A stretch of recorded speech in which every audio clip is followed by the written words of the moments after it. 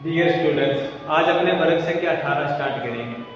वर्ग संख्या 17 अपना लास्ट जो टॉपिक छोड़ा था अपने HCl यानी जो हाइड्रोजन के ऑक्सीजन देखे थे, उसके बाद डायरेक्ट 18वां वर्ग स्टार्ट होता है।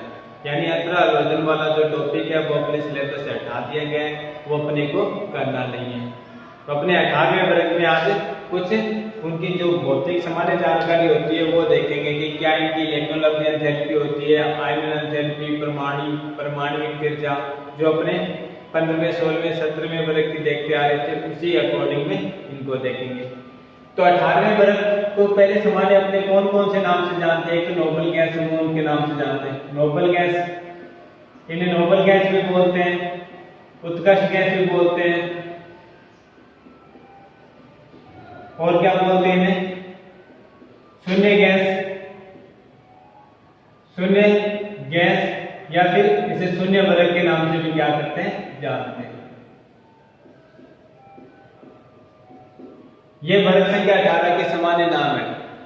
उत्कृष्ट गैस क्यों कहते हैं? नोबल गैस का मतलब एक आदर्श गैस होगी, यानी कहने का मतलब जितने भी पीरियडिक अपनों ने आवर्त सारणी देखी है, आवर्त सारणी में जितने भी अपनों ने 15वें 16वें 17वें या फिर 13वें जितने भी वर्ग देखे हैं, तो अपनों ने देखा कि प्रत्येक वर्ग क्या करता है, प्रत्येक वर्ग का जो एलिमेंट्स होता है आवर्त का, वो अपना इलेक्ट्रॉन के विन्यास किसकी तरह करना चाहता है? अपने आवर्त में स्थित लास्ट वाले जो नोबल गैस होते हैं उसके समान करना चाहता है। जैसे सोडियम एक इलेक्ट्रॉन त्याग कर नियोन की तरह बनना चाहता है, तो फ्लोरीन एक इलेक्ट्रॉन ग्रहण करके नियोन की तरह बनना चाहता है। उसी प्रकार से अपने देखते हैं कि जो कैल्शियम होता है, कैल्शियम दो इलेक्ट्रॉन त्याग कर किसकी तरह बनना चाहता है? आर्गन की तरह बनना चाहता है। क्लोरीन एक इलेक्ट्रॉन लेकर किसकी तरह बनना चाहता है? आर्गन की तरह बनना चाहता है। मतलब प्रत्येक आवर्त के लिए एक नोबल आदर्श चीज दे रखी है कि अगर आपको स्थायी होना है तो इसकी तरह आपको क्या करना होगा, बनना पड़ेगा। इसकी तरह बनने का मतलब कि इनकी तरह आपको क्या करना होगा, इलेक्ट्रॉन या विन्यास रखना होगा।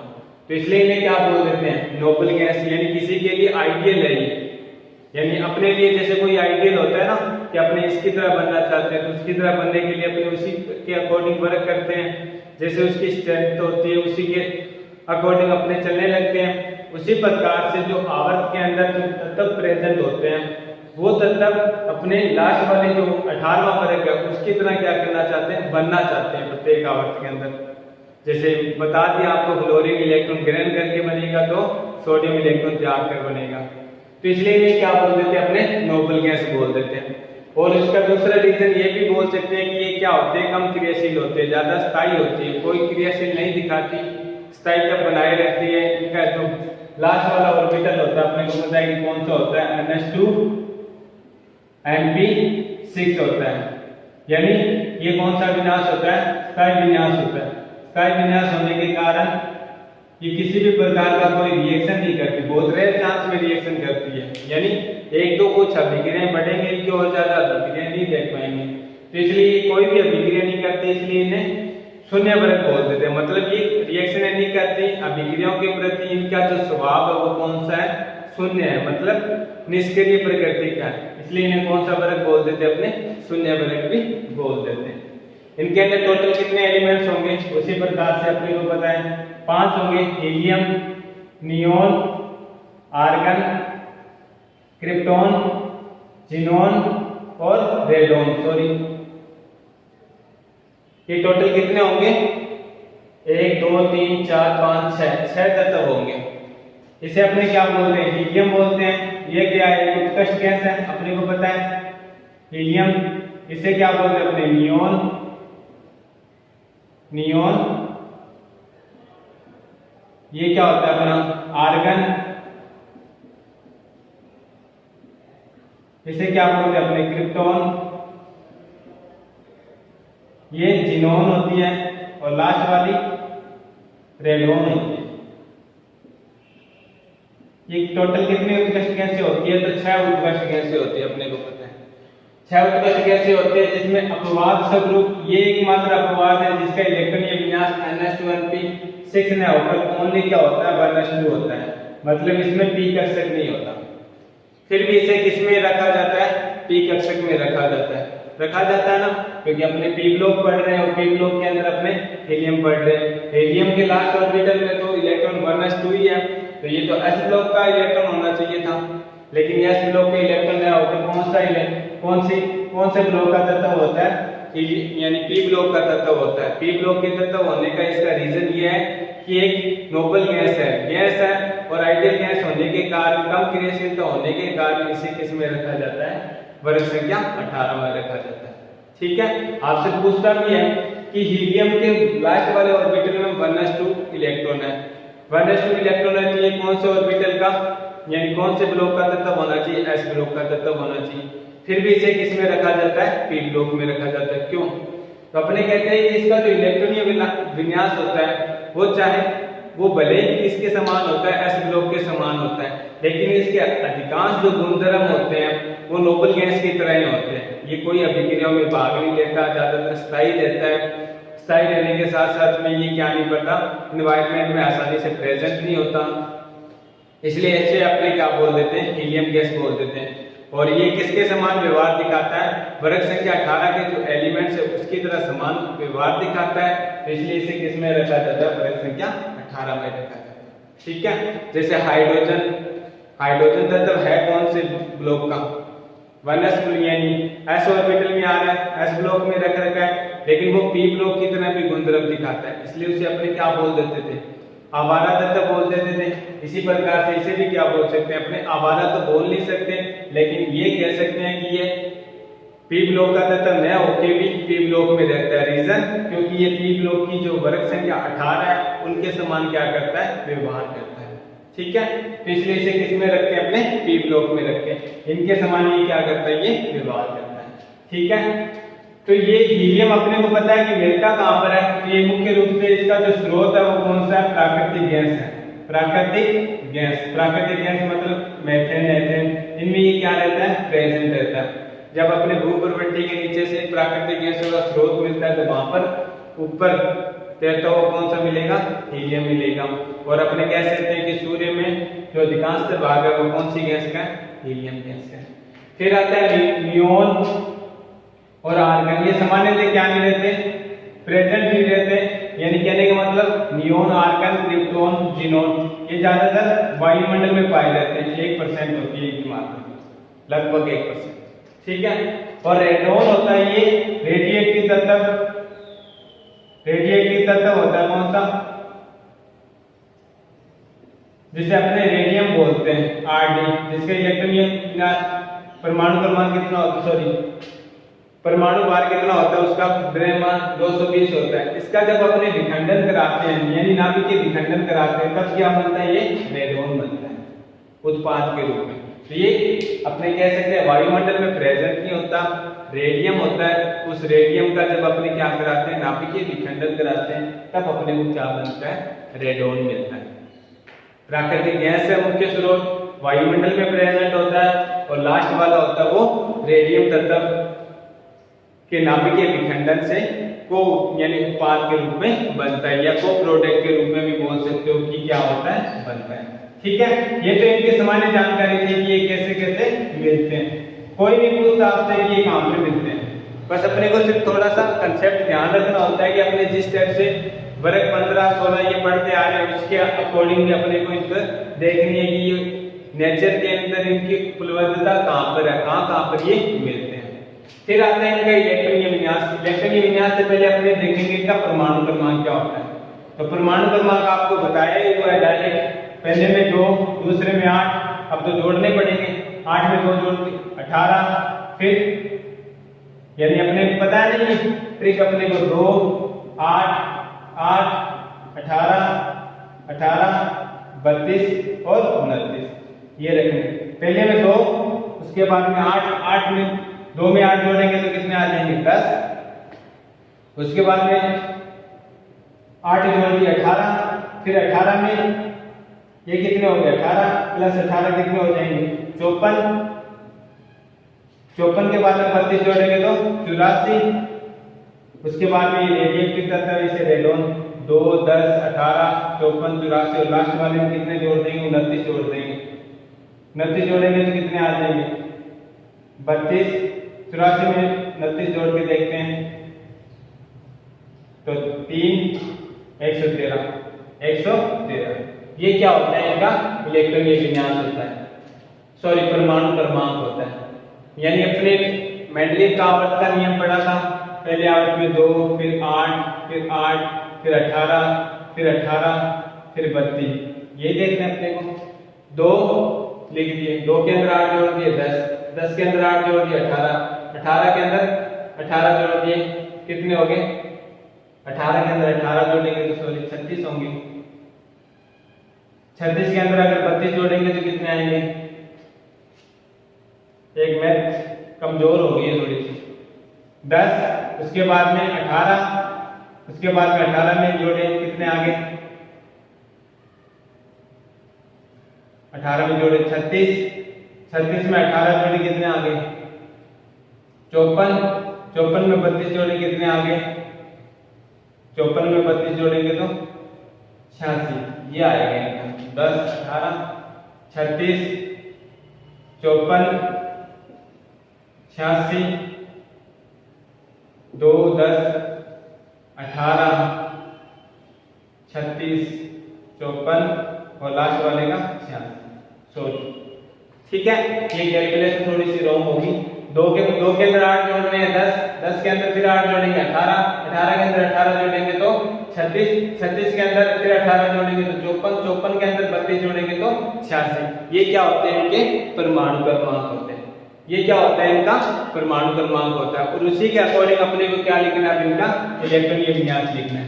तो इलेक्ट्रॉनीय विन्यास कैसे होगा इनका, इलेक्ट्रॉनीय विन्यास अपने को पता है कि इनका सामान्य इलेक्ट्रॉनीय विन्यास होता है वो कौन सा होता है, NH2 NP6 होता है।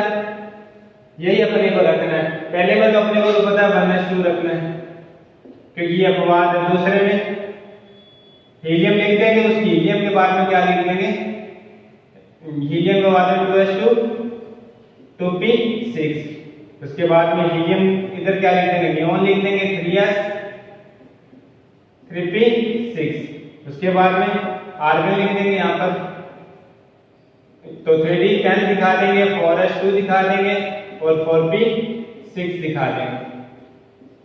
उसके बाद में यहाँ पर क्रिप्टोन लिख देंगे, 4010 दिखा देंगे, 5s2 दिखा देंगे और 5p6 दिखा देंगे। और लास्ट वाला क्रिप्टोन कितने, यहाँ पर क्या आ जाएगा, ज़ीरोन आ जाएगा। यहाँ पर क्या लिखेंगे, 5d10 4s 14 6s2 और 6p6। ये क्या होता है, इनका इलेक्ट्रॉनीय विन्यास होता है। अब आपको एक्सप्लेन नहीं कराऊंगा क्योंकि पिछली प्रीवियस वीडियो में ये सब मैं एक्सप्लेन करा चुका हूँ कि हीलियम से पहले इलेक्ट्रॉनीय विन्यास भर दो, नियोन से पहले ये भर दो। थर्ड आवर्त में अपने को पता है कि कौन सी श्रेणी स्टार्ट हो जाती है, फोर्थ आवर्त में 3D श्रेणी स्टार्ट हो जाती है, तो मैंने 3D लिखी। फिफ्थ में 4D होती है और सिक्स्थ में 5D होती है, वो मैंने लिख के दिखा दी यहाँ पे, ठीक है। ये क्या होता है, इनका सामान्य इलेक्ट्रॉनीय विन्यास होता है। 6 गैसें हैं, परमाणु क्रमांक 2 8 8 18 18 32 ऐसे ही याद रख लो। उसके बाद में 2 के अंदर 8 जोड़ दो तो 10 दूसरे का, फिर 18 8 और जोड़ दो 18 18 में 18 जोड़ोगे 36 36 में 18 जोड़ोगे तो 54 54 में 32 जोड़ोगे तो 86। ये इनका क्या निकलाएगा, परमाणु क्रमांक निकलाएगा। और इलेक्ट्रॉनीय विन्यास कैसा हो जाएगा इनका, अपने को पता है नोबल गैस है, नोबल गैस है तो मतलब लास्ट वाला ऑर्बिटल इनका NH2 NP6 होगा। तो मैंने इसमें भी देखो 2 2 3 3 4 4 5 5 6 6 मतलब NH2 और NP6 रखा है, 2 6 2 6 2 6 2 6। ये इनका क्या रखा है, इलेक्ट्रॉनीय विन्यास रखा है, ठीक है। तो ये इनका क्या होता है, सामान्य इलेक्ट्रॉनीय विन्यास, परमाणु क्रमांक और इनका प्रतीक चिन्ह। उसके बाद में सेकंड आता है कि इनकी परमाणु त्रिज्या यानी आकार, इनका साइज का क्रम, विद्युत ऋणात्मकता का क्रम और अपने कह सकते हैं कि आयनन एंथैल्पी का क्रम, इलेक्ट्रॉन अवधि एंथैल्पी का क्रम, ये क्रम अपने को देखने हैं। तो पहले अपने देखते हैं इनकी परमाणु त्रिज्या। परमाणु त्रिज्या, ये परमाणु त्रिज्या में अपने सिंपल सा कंसेप्ट देखते आ रहे थे ना कि वर्ग में y से जाए जाते हैं तो परमाणु त्रिज्या में क्या आती जाती है, कमी आती जाती है। फ्लोरीन की जो परमाणु त्रिज्या थी वो ऑक्सीजन से कम थी। क्यों? क्योंकि इलेक्ट्रॉन ज्यादा तो उनमें आकर्षण ज्यादा तो उनका आकार छोटा। लेकिन अपने ने ये चीज देखा था कि परमाणु त्रिज्या निकालते कैसे थे। कोई दो परमाणु आपस में क्या करते थे? सहयोग करते थे। कौन सा बंध बनाते थे? सहसंयोजक बंध बनाते थे। सहसंयोजक बंध बनाते थे और सहसंयोजक बंध बनाने के बाद उन दोनों नाभिकों के बीच की अपने दूरी देखते थे। दोनों नाभिकों के बीच की दूरी का अपने आधा कर देते थे। मान लो ये क्या है? ए है, तो a/2 क्या निकल के आती थी? उनकी परमाणु त्रिज्या निकल के आती थी। और रियल में अपने इसे क्या बोल देते थे? परमाणु त्रिज्या को ये बोल देते थे कि लास्ट वाला ऑर्बिटल से लेकर नाभिक के बीच की दूरी क्या कहलाती है? परमाणु त्रिज्या। परमाणु त्रिज्या कहलाती है। यही कहलाती है। हमने ये देखा था, ये कंसेप्ट लगाया था सभी में। अपने को पता होती चीज ये, यानी सहसंयोजक बंध बनाएंगे दो परमाणु आपस में, उनके अणु बनाएगा दो तत्व मिलकर, उनके तत्व आपस में जो यानी उस तत्व के अंदर जो परमाणु होंगे वो परमाणु के बीच में जो सहसंयोजक बंध बना है उस सहसंयोजक बंध की दूरी यानी कहने का मतलब वो दो नाभिक होंगे तत्व के, उन दोनों नाभिकों के बीच की दूरी देखेंगे, बीच की दूरी का आधा निकालेंगे, वो परमाणु त्रिज्या निकल आएगी। और इन शॉर्ट में अपने क्या बोल देते थे कि नाभिक से लेकर बाह्यतम कोश के बीच की दूरी अपनी क्या कहलाती है? परमाणु त्रिज्या कहलाती है। और ये परमाणु त्रिज्या निकालते कैसे थे? तो इस फॉर्म से अपने निकालते। ठीक है, ये तो अपने को पता है। लेकिन यहाँ पर क्या होगा? जो ये नोबल गैस होती है, ये नोबल गैस होती है, इनकी प्रकृति क्या होती है? परमाणविक प्रकृति होती है। परमाणविक प्रकृति का मतलब होने का मतलब परमाणविक प्रकृति का होने का मतलब ये है कि ये सहसंयोजक बंध नहीं बनाते। सहसंयोजक बंध नहीं बनाते तो कौन से बंध बनाते हैं? तो ये वान डर वाल्स बंध बनाते हैं। कौन से बंध बनाते हैं? यानी नोबल गैसों में कौन से बंध का अभाव होता है? नोबल गैसों में सहसंयोजक बंध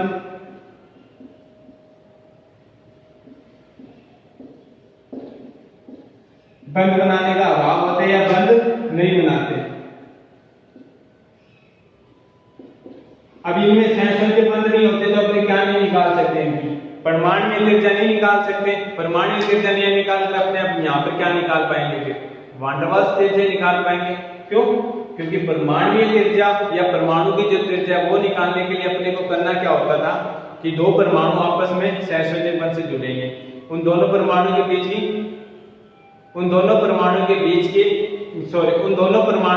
जो नाभिक है, नाभिक के बीच की दूरी का आधा क्या हो जाएगा? उसकी परमाणु त्रिज्या हो जाएगा। और वो परमाणु त्रिज्या की अपने डेफिनेशन इस वे से बोल देते थे कि नाभिक से लेकर बाह्यतम कोश के बीच की दूरी परमाणु त्रिज्या कहलाती है। और रियलिटी में होती क्या थी? दो परमाणु आपस में सहसंयोजक बंध से जुड़े हैं, उन दोनों परमाणुओं के नाभिकों के बीच की दूरी का आधा ही क्या है? परमाणु त्रिज्या।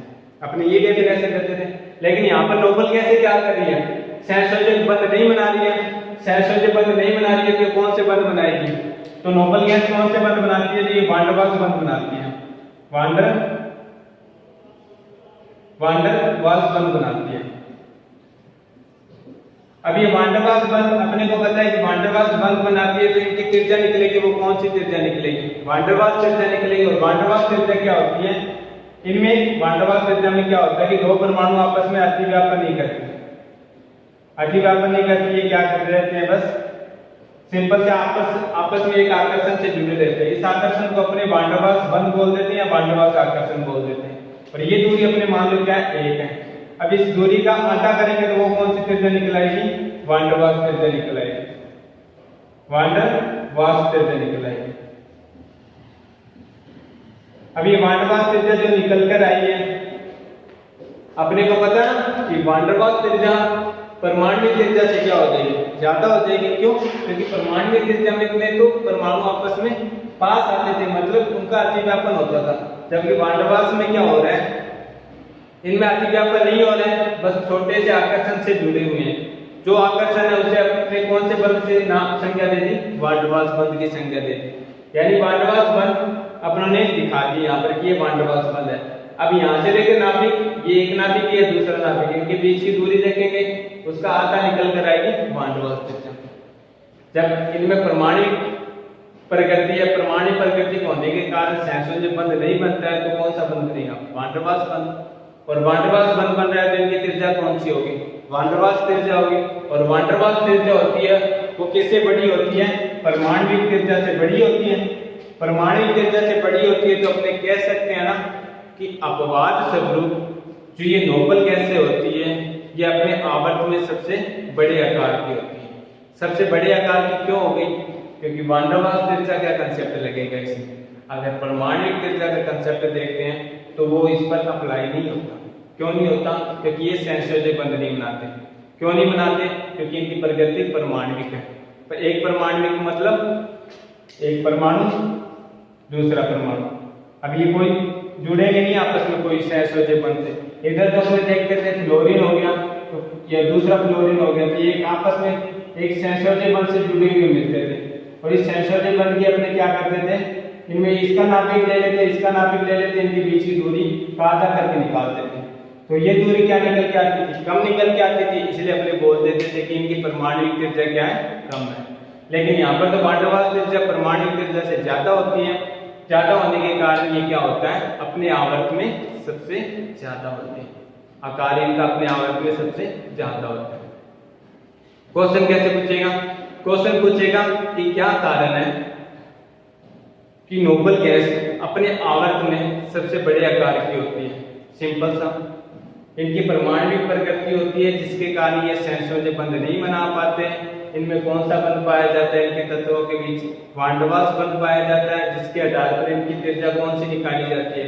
वान डर वाल्स त्रिज्या निकाली जाती है। और वान डर वाल्स त्रिज्या परमाणविक त्रिज्या से बड़ी होती है, जिसके कारण ये अपवाद स्वरूप अपने आवर्त में सबसे बड़े होते हैं। ठीक है, तो ये आपको मैंने पूरी अच्छी तरह एक्सप्लेन से बताया।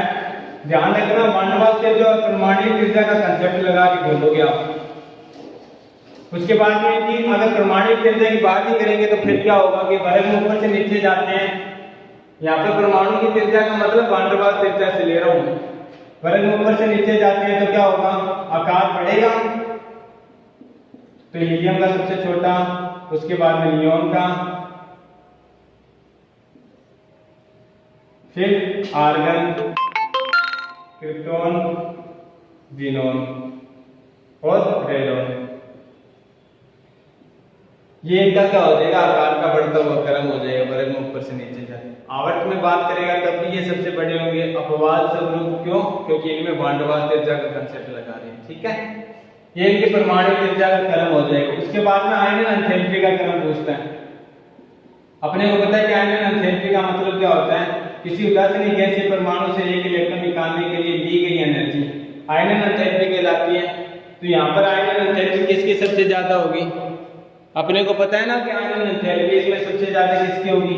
हीलियम की, फिर नियोन की, फिर आर्गन की, फिर क्रिप्टॉन की, ज़ीनॉन की और रेडॉन की। क्यों? इनका इलेक्ट्रॉन विन्यास क्या है? NH2 N3 ये क्या होता है? सर्वाधिक स्थायी होता है। और सर्वाधिक स्थायी होने के कारण ये अपना इलेक्ट्रॉन विन्यास ऐसा ही बनाए रखने की कोशिश करते हैं। ऐसा बनाए रखने की कोशिश करेंगे तो ये इलेक्ट्रॉन को देंगे नहीं।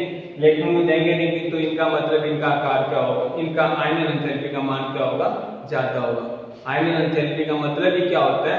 बाय कंपोज से एक इलेक्ट्रॉन निकालना। हीलियम का छोटा आकार होगा तो छोटे आकार में नाभिक आकर्षण वैसे ज्यादा, ऊपर से इनका जो विन्यास है वो भी क्या है? स्थायी है। तो ये सबसे ज्यादा आयनन एंथैल्पी रखेगा। फिर नियोन उससे कम, फिर आर्गन उससे कम, क्योंकि साइज क्या होता जाएगा? बड़ा होता जाएगा। और अपने को पता है कि लास्ट वाले ऑर्बिटल से अपने को इलेक्ट्रॉन निकालना है, तो इतना इनका पर क्या नहीं रहेगा? आकर्षण नहीं रहेगा। इसलिए सबसे कम किसकी हो जाएगी? रेडॉन की हो जाएगी। ठीक है, ये तो एक क्रम ध्यान रखना है इनकी। फिर आता है कि इलेक्ट्रॉन लब्ध एंथैल्पी का मान। कि इलेक्ट्रॉन लब्ध एंथैल्पी का क्रम क्या होता है?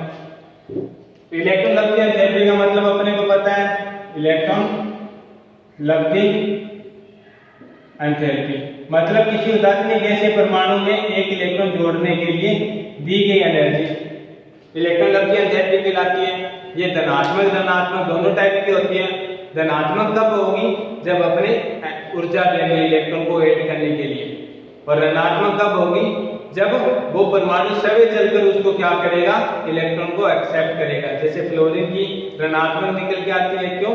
क्योंकि उसका इलेक्ट्रॉनीय विन्यास उत्कृष्ट गैस के इलेक्ट्रॉनीय विन्यास से इलेक्ट्रॉन कम होता है, इसलिए वो इलेक्ट्रॉन को आगे चलकर ग्रहण करता है, मतलब लेता है और सब एनर्जी ड्रॉप कर देता है, छोड़ता है। तो इसलिए उसकी इलेक्ट्रॉन लब्धि एंथैल्पी क्या थी, ऋणात्मक थी।